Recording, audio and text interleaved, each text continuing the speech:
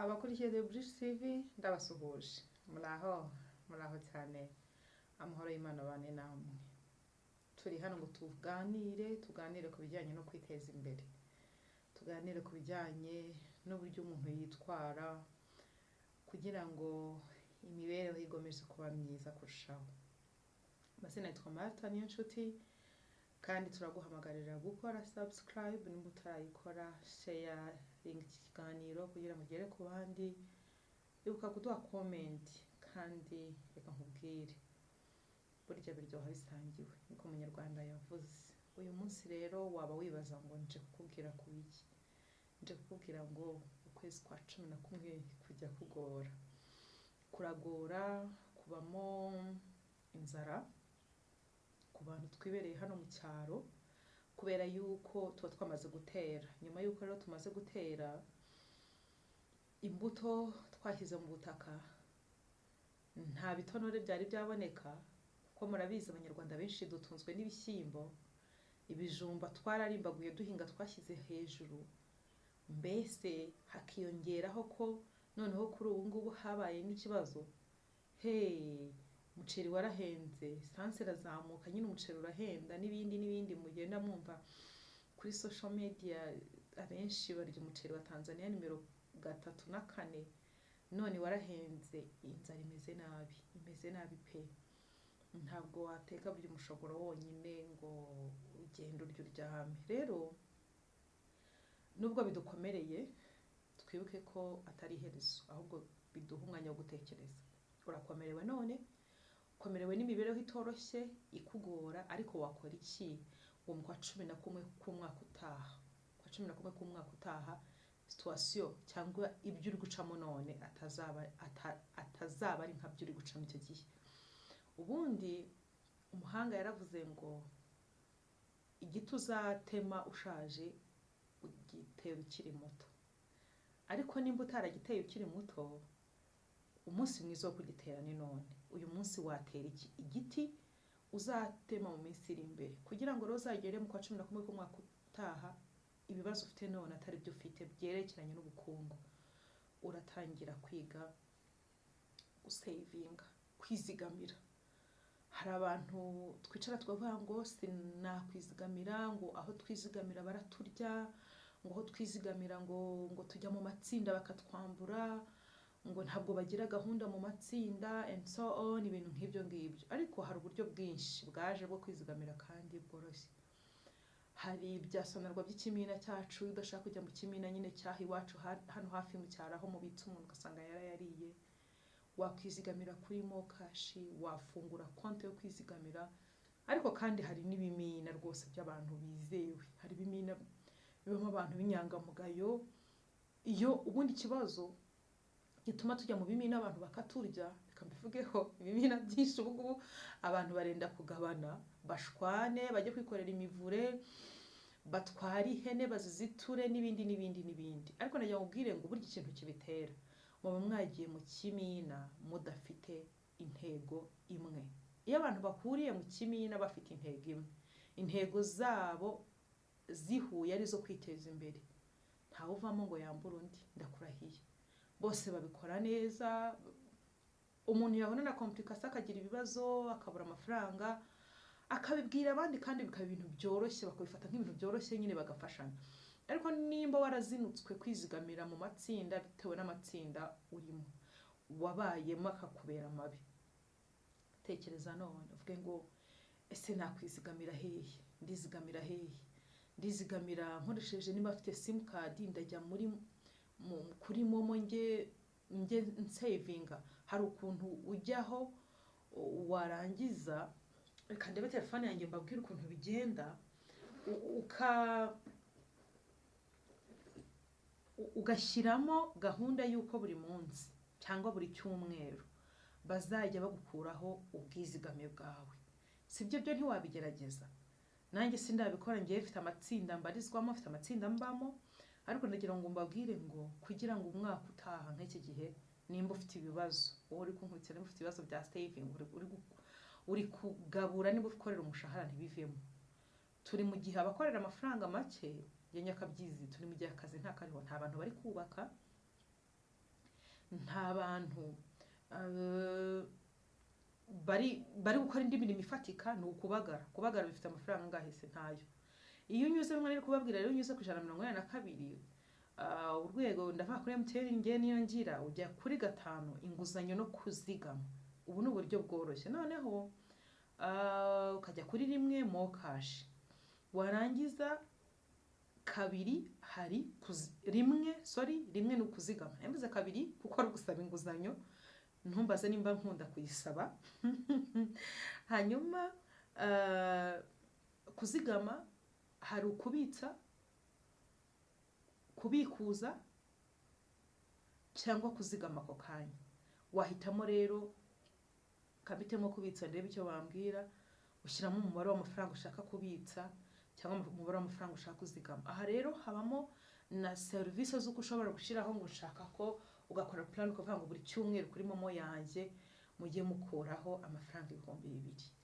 Ese reka nkubaze, buri cyumweru mu mafaranga ufite ugiye ubikamo 2,000, ubwo mu kwezi ntiwaba ufite 16,000, wabikuba na 12, ntiwaba ufite wazagera mu kwa 11 kumwaka utaha udafite 92,000.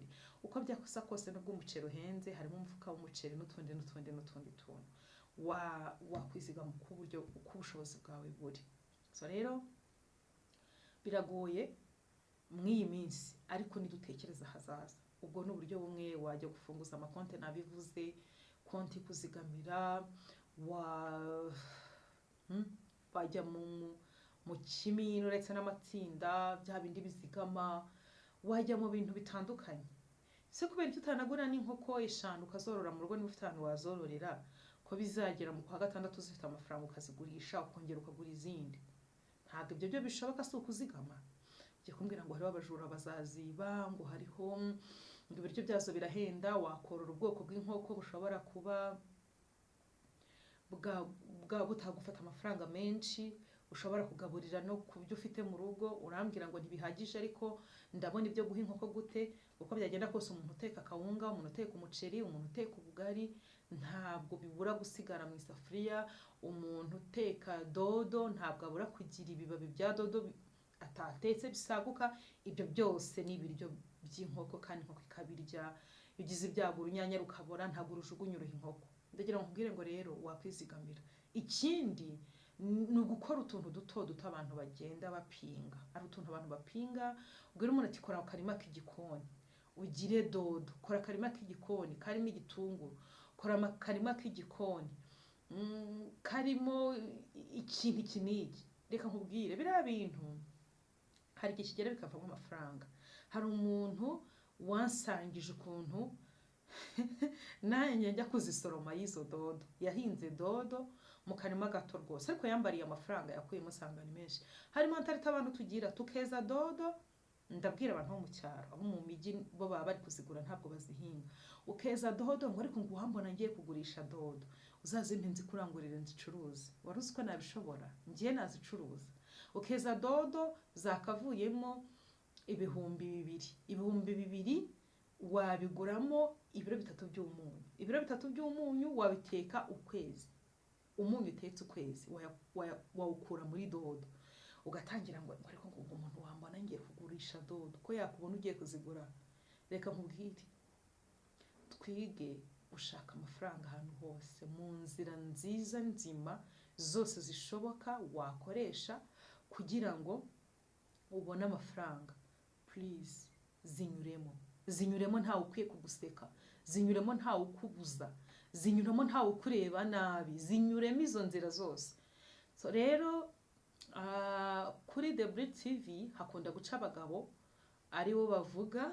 Uyu munsi rero naje nanjye ndi umugore mbwira abagore bagenzi banjye n'abagabo babo ni mukuru turimo tw'igikoni, natwo turafasha muri ekonomi y'urugo. Kuko iyo udatarutse ugiye kujya kureba tudodo twa desa, nawe wataruka ujyanye utwa senks. Why not? Bigutwaye iki? Ahubwo ngewe nzazishyira ku ibase, ntwikiraho agatambaro uruhande rumwe, nzizamukane ku isoko ngiye gucuruza dodo zo mu karima k'igikoni. Nzazibereka ndazifite noneho ubu ngubu zimeze neza. Dodo zo mu karima kanjye k'igikoni zimeze neza pe, kubera hariho imvura, zimeze neza. mfite inkoko mu kiraro, ni nayo fumbire nkoresha nyine iyo buri munsi iyo tuzikoreye isuku, inkoko nyine tuzikoreye isuku, amatotwe dukuye mu kiraro cy'inkoko, ntumbaze ngo ni zingahe, nizo 3, imwe iratera izindi 2 ni isake. So izo nkoko rero nizo zimpa ifumbire yo gushyira mu karima k'igikoni. Urumva ibyo ni ibintu byoroshye, ni ikiraro kiri simple. Uyu munsi nari jyenyine ndicaye ndavareka mbaganirize, ubutaha niba afite umuntu turi kumwe ahari, umwe mu ba member ba The Bridge TV, nzajya kubereka akarima kanjye k'igikoni, mbereka inkoko zanjye n'ahantu ziba. Ni ibintu biri byoroshye. Akarima k'igikoni ho hararabona keretse ubushize narakerekanye, mpinga njye ubundi mu mapine. Hari umuntu wambwiye ko atari sawa, ngo ari amapine ashobora kuba agenda yidegrada, akaba ashobora kugira ibintu n'ama microbe, ni ibiki simbiswe yabimbwiye yagutera, ariko ntabwo nyine nari natera iyo ntambwe, ko nta wundi murimo mfite hafi nahingamo dodo ku buryo najya nzisarura uko mbishaka, nahingamo cyayi, none ubu nahinze n'igikakarubamba. Igikakarubamba muzambaze ngo ngikoresha iki, nzabibwira abagore, ngikoramo amavitamine y'umusatsi. So rero nacyo naragihinze. Hari umuntu Imana umugisha najyaga nkunda kujya kugisaba, birangiye ampa urugemwe, ndaza ndarutera mu ipine imwe. Ubu ngubu rwose igikakarubamba cyane kimeze neza. Ushize naraberetse mbere ku mucyayi mbereka, ariko ubu mfite na teyi, mfite ibintu byinshi, noneho mfitemo n'ibigori, mfitemo n'ipapayi, mfitemo reka nkubwire, amapine atagera ku 10 ushobora kwahingamo ibintu byinshi kandi bikugirira akamaro, bituma wa mwanya cyangwa se n'igihe n'amafaranga, niko abanyarwanda bavuze, n'abanyamahanga baravuze time is money. Igihe n'amafaranga, wa mwanya umara ustraguling utekereza ngo hari umucyayi nteka mu cyayi, urava hehe? Ko nyibutse ko uyu munsi smell y'ibiryo ntetse yagomba kuba irimo teyi, ndayikura. Harya ni hehe ko uyu musozi haba teyi? Ni iberi wawe bavuge bati ni kwa Marita najya kureba teyi irahari.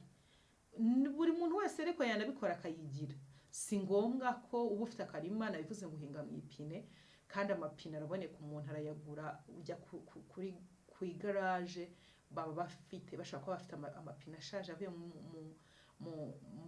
ku modoka, ukayigura, ntabwo zihenda.